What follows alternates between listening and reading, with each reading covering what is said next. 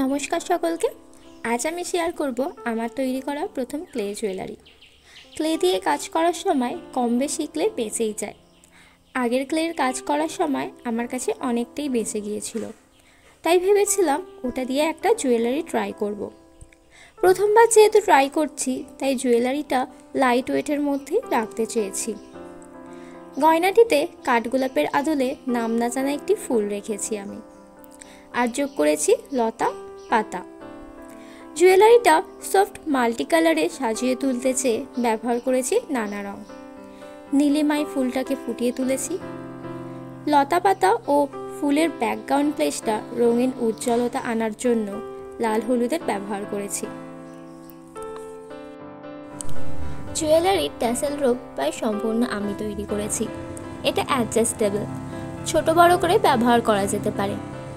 অবশেষে পুঁতি অ্যাটাচ করে গয়নাটা কমপ্লিট করি।